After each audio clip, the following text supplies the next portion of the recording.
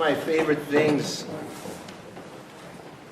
about the Olympics, well, specifically the 2004 Olympics, as mentioned to the guys in my shir the other day, when the Olympics took place in Greece.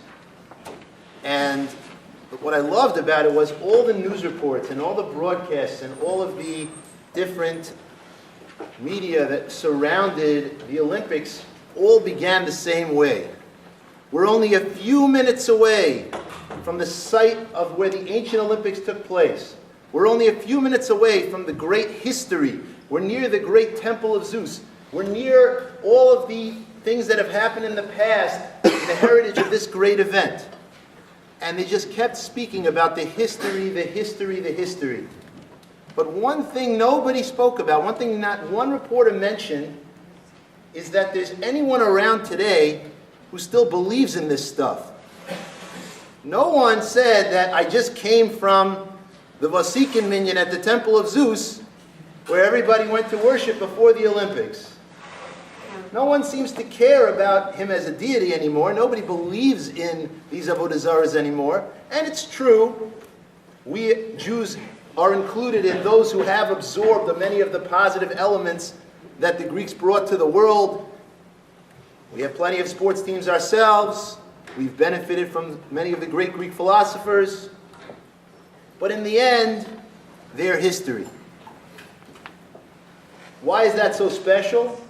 Because at the time, you have to understand something. As Rabbi Beryl Wein pointed out, the Jews have never assimilated and absorbed a culture that they did not deem superior to their own. At the time, the Jews were sold on the idea that this is the wave of the future. This is what's going to be. 1,000 years from now, 2,000 years from now, 2,100 years from now, as we stand today, this is the way the whole world is going to be. This is what everyone in the world is going to believe. You want to be left behind with your old-time religion? You guys are a thing of the past. This is the way of the future. Don't get left behind. Assimilate now. Become something new now, or you'll be gone. Yet here we are today, lighting Chanukah candles for over 2,000 years. Just like our ancestors did, davening Shachris, just like our ancestors did, wearing the same tefillin with the same parshas, reading the same exact Torah, mila b'mila, os ba'os, like our ancestors did. I don't think anyone can tell you who the gold medalists were in those Olympic Games. And I also guarantee you, no one 100 years from now, and certainly 2,000 years from now, is going to be able to tell you who won the big game this Shabbos. No one will remember.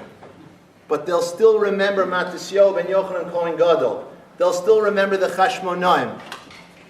They'll still remember Rabbi Akiva and Rabbi Yehuda Nasi and the Rambam. These will still be names of people who may have passed on, but they're still alive. They won't be history. We don't go to shir every day to learn history. Abaye and Rava are not, their bodies may be dead and buried, but they're alive every single day in our classrooms. They're alive every single day in our minds and hearts. This is something that we have to realize. I want to read you a quote. Many of you probably heard it already. I invite you to read the entire article, but let me just read you the conclusion from the famous essay by Mark Twain, which is published a little bit before the 1900s began in Harper Magazine. If I can get to it, I had it and then I accidentally scrolled up. Sorry.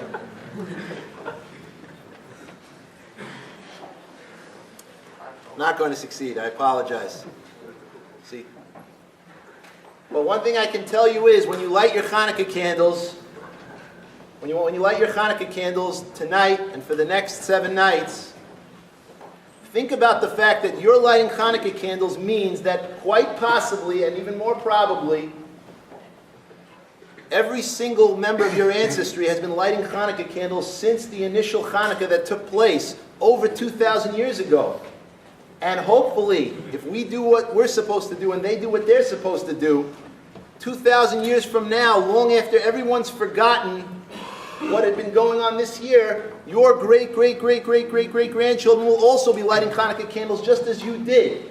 You'll be part of the infinite existence of the Jews And you'll realize that the connection that we have in Chanukah and the celebration of the fact that our culture, yes, it may be an old-time religion, it may be the religion of the past, is by definition the way of the future.